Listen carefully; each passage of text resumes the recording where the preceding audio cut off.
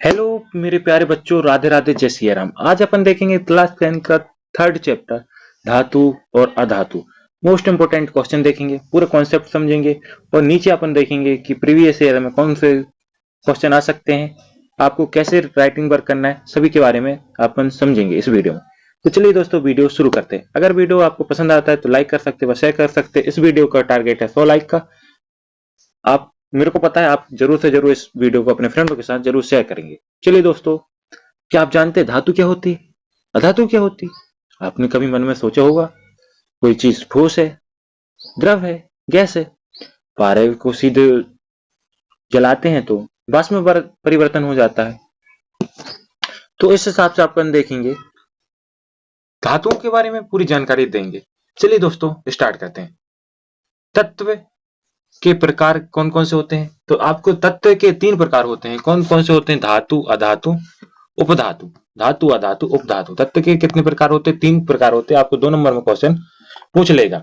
प्राकृतिक धातु को स्वतंत्र अवस्था में या अनेक यौगिकों के रूप में पाई जाती हैं। प्राकृतिक अवस्था में पाई जाती है मतलब ये प्रकृति से हमें प्राप्त होती है।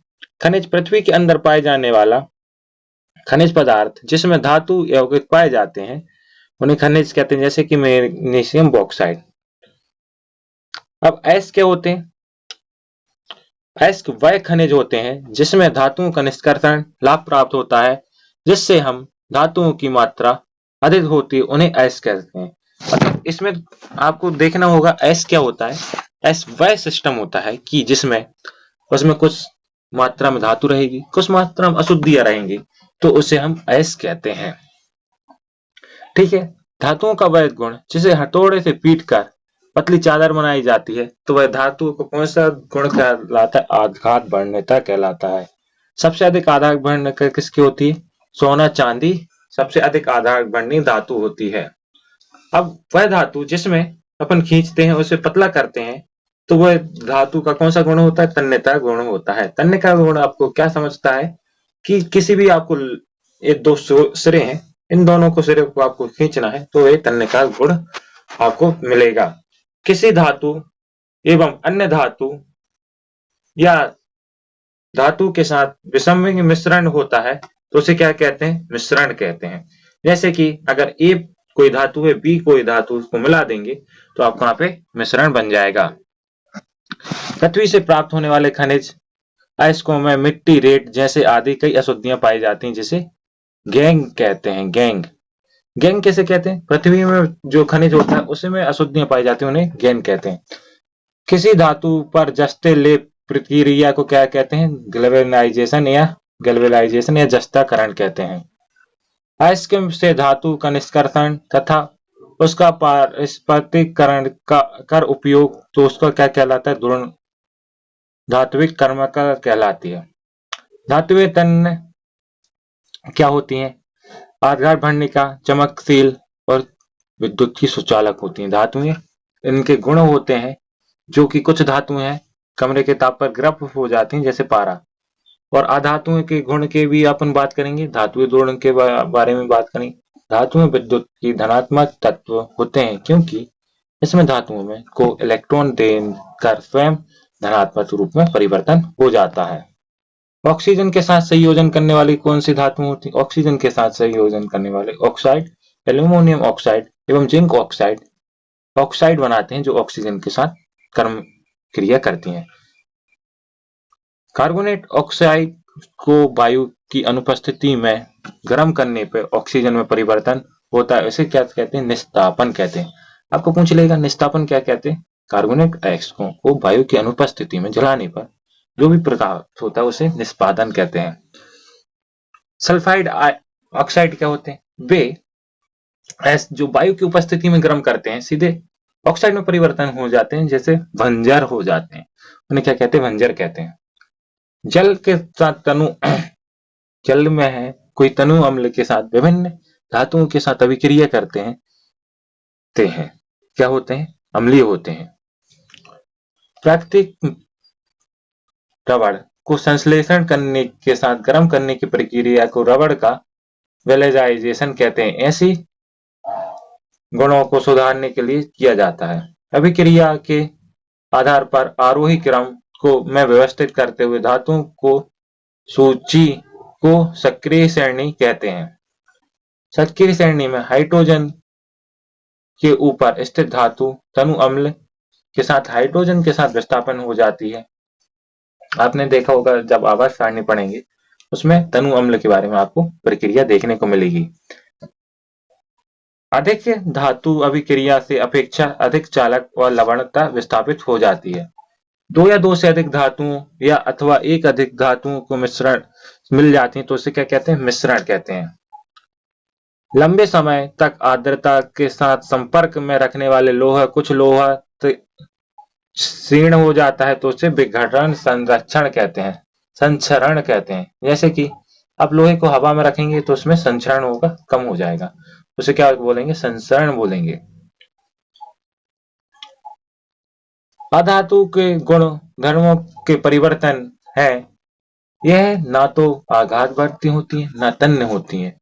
जैसे कि ग्रेफाइट अधातुओं के अलावा जो आघात वर्णी होती हैं, लेकिन ये ऊष्मा का चालक होता है और विद्युत का कुचालक होता है।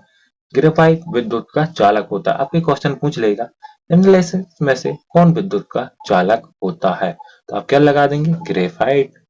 अशुद्धियों के विघटितकरण तत्व, क्योंकि धातुओं के साथ अभिक्रिया करके इलेक्ट्रॉन ग्रहण अवशेष आते हैं। अधातु ऑक्साइड, जिसमें ऑक्साइड बनाते हैं तो वो क्या होते हैं? अम्लीय और उदासीन होते हैं। अधातु तनु अम्ल से हाइड्रोजन का विस्थापन नहीं होता है, यह हाइड्रोजन के साथ अभिक्रिया करके हाइड्रोक्सीज बना देता है। सोडियम और पोटेशियम दो ऐसी धातु हैं जिनको चाकू से काटा जा सकता है। ये आपका मोस्ट इंपोर्टेंट क्वेश्चन है कि चाकू से कौन सी धातु काटी जा सकती हैं। गैल्वेनाइजेशन और सीजी ऐसी दो धातुएं जो हथौड़े पर पिघलाती हैं। धातुओं के ऑक्साइड की प्रक्रिया क्षारीय होती है, जबकि अधातुओं की ऑक्साइड की प्रक्रिया अम्लीय होती है।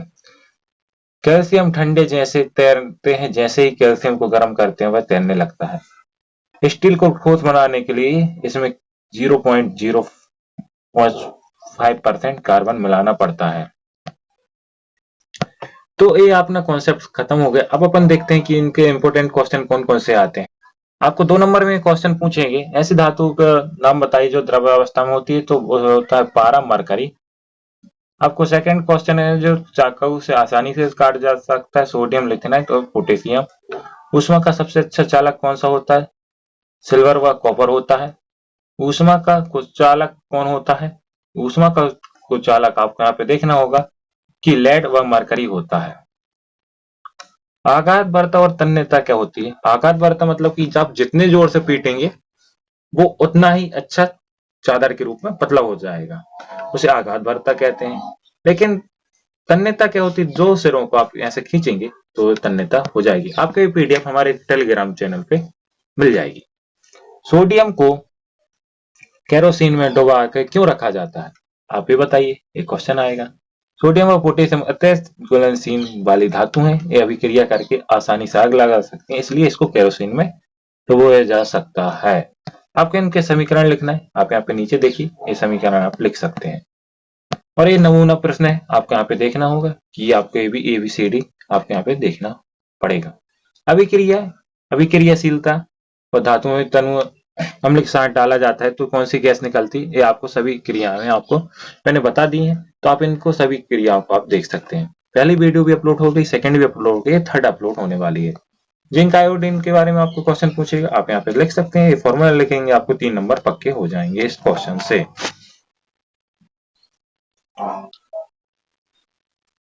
अब आयनों को यौगिक का उच्च गलनांक क्यों होता है? आप यहाँ पे निम्नलिखित में से आपको आयनों के बारे में बताना होगा कि आयन यौगिक परंपरागत आकर्षण बहुत ज्यादा शक्ति होती है, इस कारण से इनकी शक्ति बंध तोड़ने के लिए ऊष्मा देते हैं, तो इससे उच्च गलनांक पे आपको यहाँ पे देखें, उच्च गलनांक देते हैं। खनिज क्या होते हैं? अयस्क क्या होते हैं? गहन क्या होते हैं? मैंने पहले बता दिया।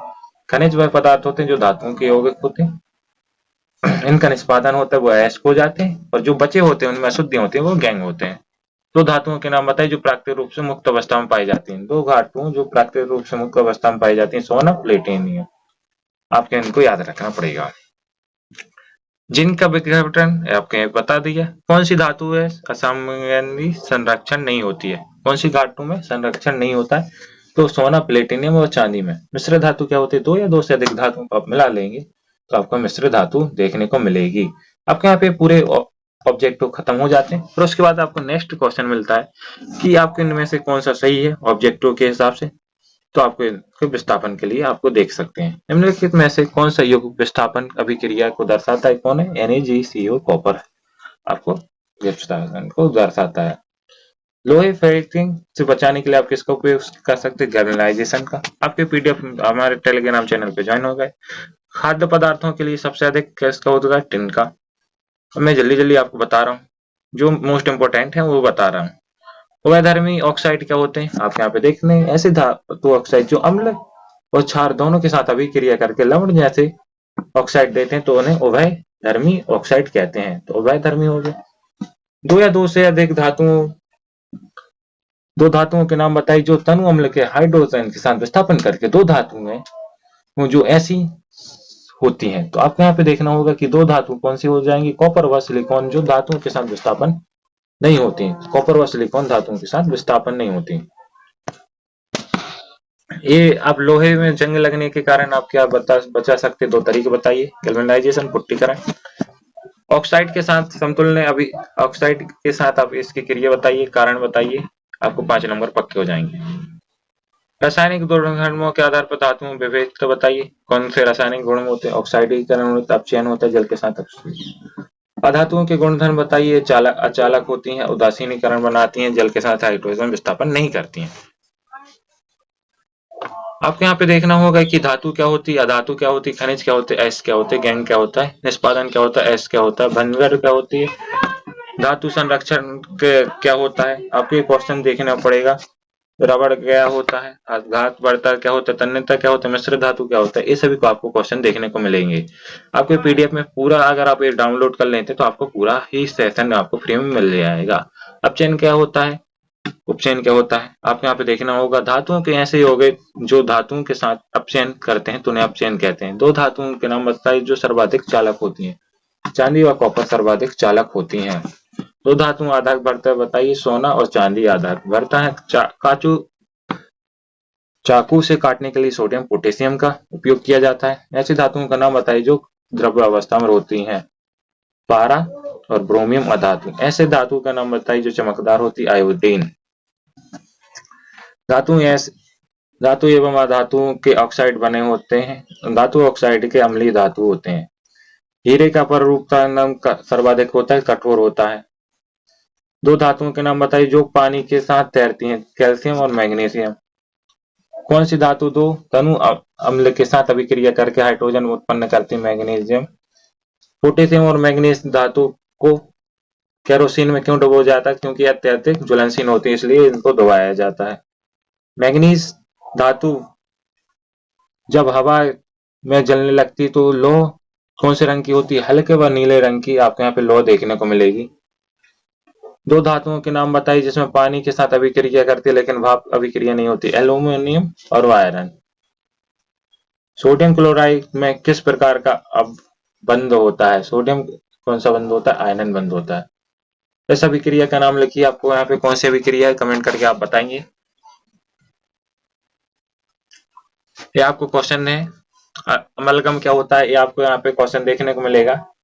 किसी कोई धातु पदार्थ को गोंद या जो मिश्रित धातु होती है उसे अलगम हम कहते हैं। मिश्रित धातु क्या होती है?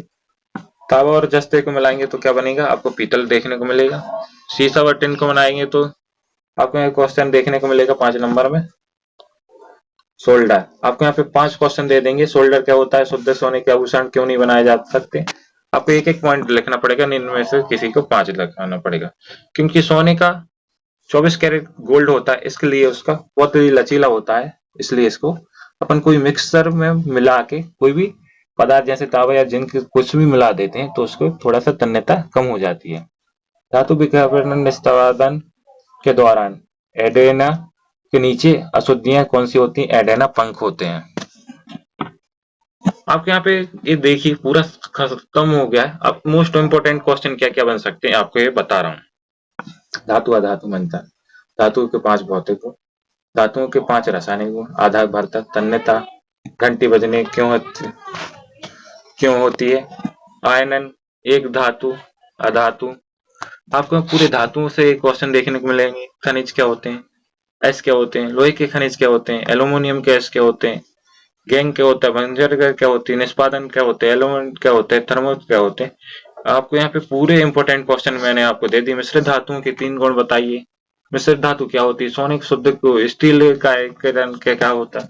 तो मैंने आपको पूरा ही क्वेश्चन पेपर आपको पूरा सॉल्व करवा दिया है। धातु से संबंधित आपका क्वेश्चन कहीं भी नहीं जाने वाला। धातुओं से संबंधित क्वेश्चन आपको कहीं नहीं भी जाने वाला। अगर आपको ये वीडियो पसंद आती है तो लाइक कर सकते हो, शेयर कर सकते हैं। इस वीडियो का मात्र टारगेट है 100 लाइक बस।